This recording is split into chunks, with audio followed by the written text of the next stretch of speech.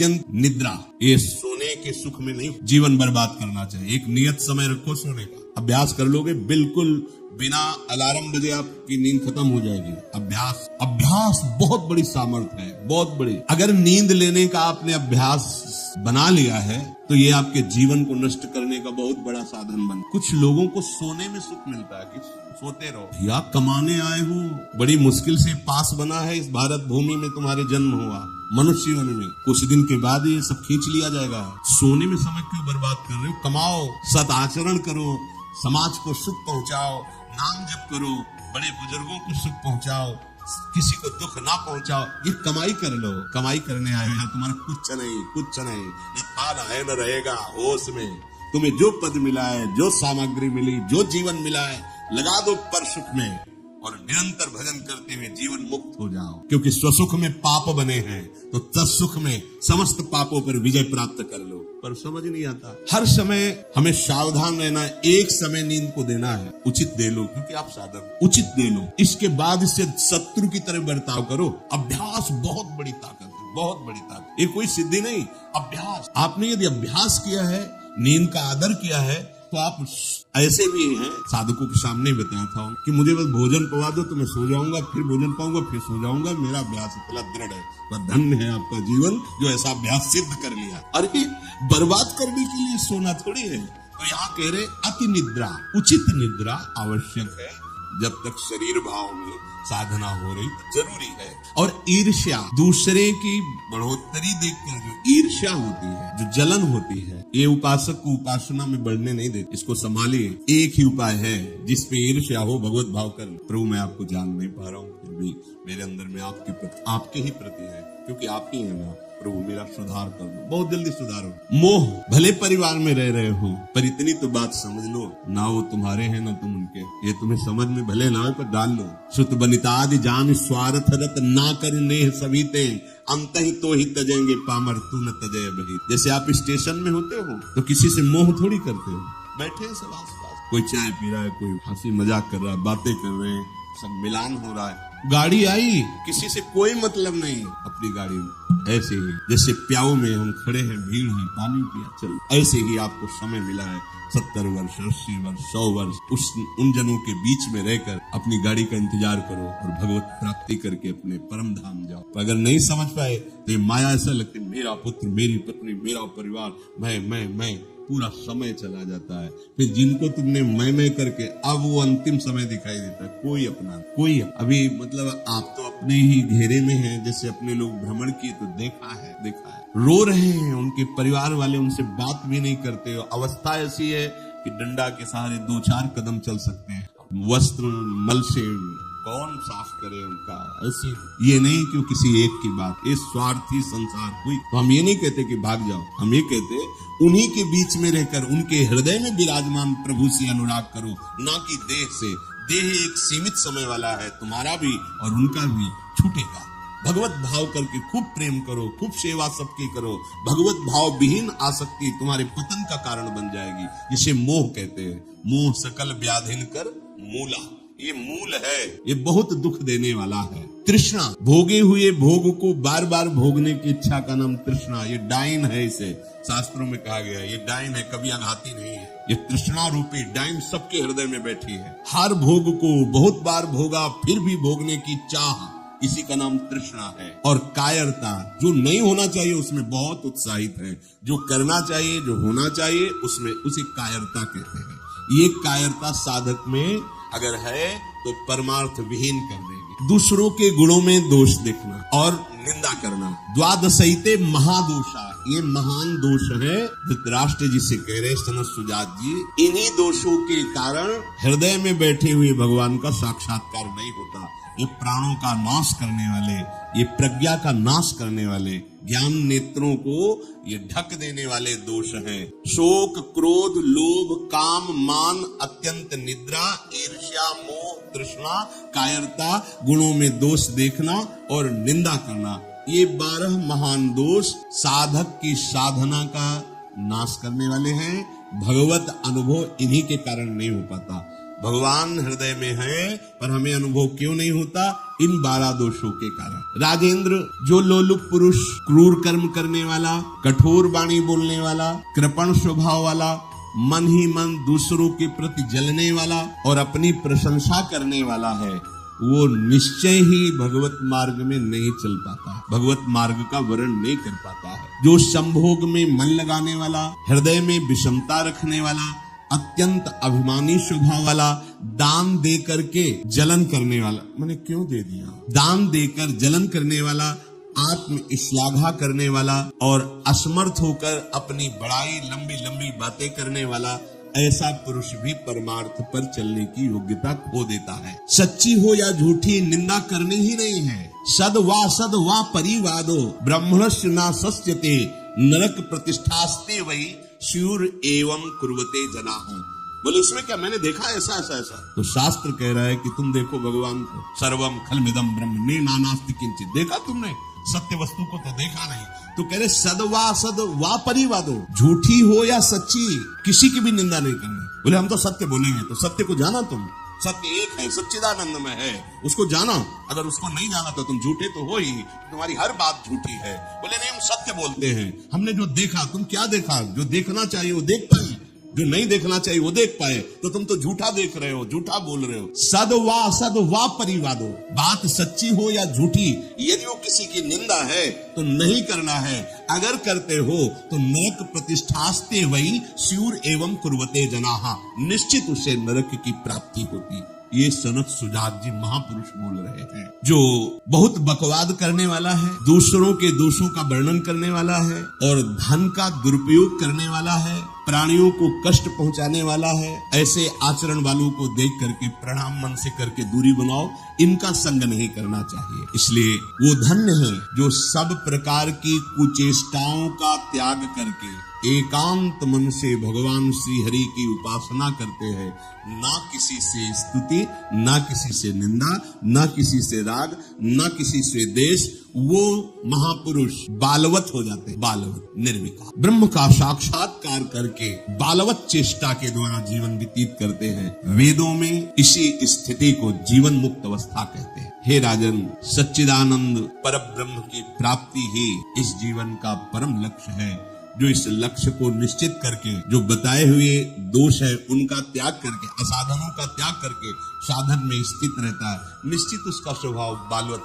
बड़े बड़े महापुरुषों को देखे एकदम निर्विकार, बालवत चेष्टा, बोधवान होते हुए भी अबोधवत, जैसे बच्चा, न किसी से राग न किसी से द्वेष, खेल रहे। जीवन मुक्त महापुरुष कर्ता और भोक्ता भाव से रहित होते हैं, कोई भी दोष उनका स्पर्श नहीं करता, वो जगत मंगल करते हैं। वही स्थिति अपने को प्राप्त करने का समय दिया गया है। दृढ़ स्थिति प्रभाव नहीं, बहुत कृपा से ऐसी ऊंचाई पर आ गए। हाँ, इन द्वंद्वों का प्रवेश नहीं तो आप फिसलना नहीं, अब चूक नहीं, हर समय सावधान, सेवा सुमिरन सावधान, हर समय सावधान। एक सेकंड के लिए भी किसी इंद्रिय को छूट नहीं, धोखा पैदा कर देगी, भ्रम पैदा कर देगी, फिर पश्चाताप होगा। लोक चतुर्दश बहुविधि भटक्यो, स्वार्थ लगी मैं हरि बिसरायो।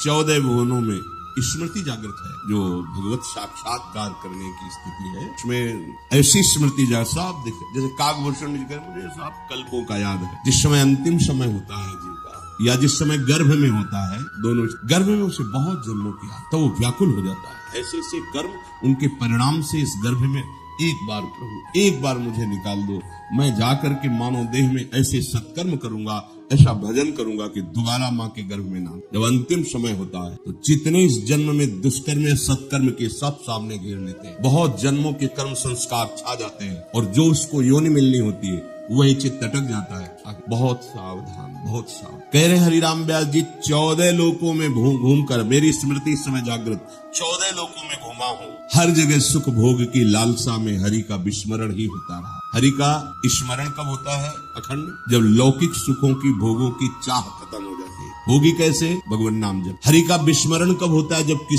किसी भी भोग में महत्व करके भोग रहे होगे, उस समय हरि, और अगर हरि स्मरण है तो उसमें सुख नहीं मिलता, क्योंकि सत्य प्रकाश तुम्हारे साथ। इसीलिए बड़े भाग्यशाली जन है जो रात दिन नाम का पहरा बैठा लिए, रात दिन बैठे चले फिरे खाए पिए सब क्रियाएं हो रही, और भगवत स्मरण बड़े भाग्यशाली। ये जो लोग कहते हैं ना नाम में रुचि नहीं हो रही, नाम चल नहीं रहा, भाई सिद्ध तो नहीं हो गए ना। रुचि तो भोगों में है, अब नाम अरुचि पैदा करेगा भोगों में, फिर नाम में जब रुचि आएगी तो नामी का रूप झलके। धैर्य पूर्वक 14 भुवनों में घूम आया, इसी स्वार्थ ने सुख भोग की लालसा ने हरि विस्मरण कराया।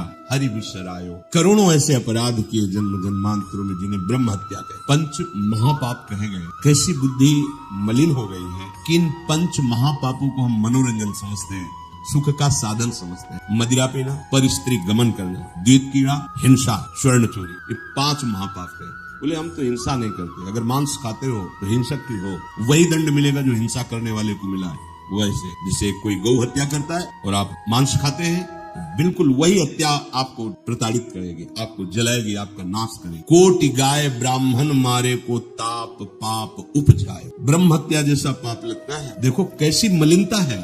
इसको हम आनंद समझते हैं, मनोरंजन समझते हैं। यह है भारी विपत्ति संपत्ति की, बहुत बहुत सा यह ऐसा धुआं उठा है कलिकाल का, मलिनता का, कि पापाचरण में रति है। जैसे निष्ठावान धर्मात्मा पुरुष धर्म से विचलित नहीं हो सकता, ऐसे ही हम अधर्म निष्ठा वाले बन रहे हैं। स्वागत में तो मदिरा ही प्रदान हो रही। कैसा कैसा बुद्धि काम नहीं कर रही, कैसे मंगल होगा, कैसे सुख होगा।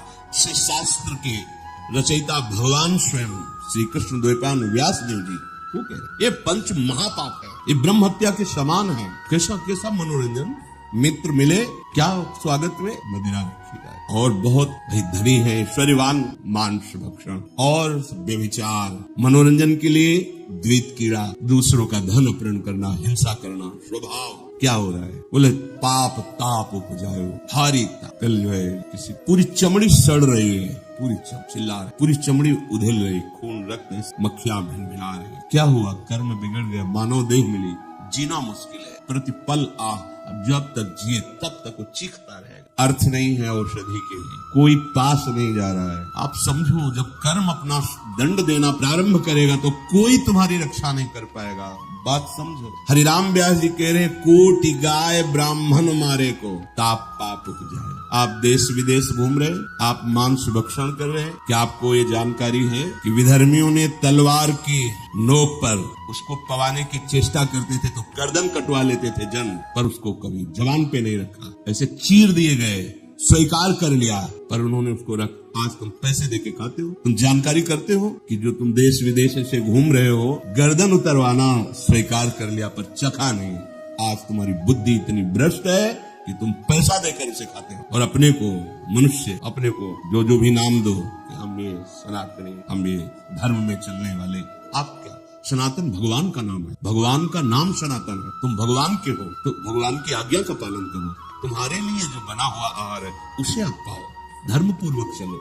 महापाप हम हर्षित होकर करते हैं, बातें बड़ी बड़ी ज्ञान वैराग्य बड़ी उन्नति की बातें करते हैं, और हमारे आचरण कैसे होते हैं। सुधार करो भाई, सुधार कर लो।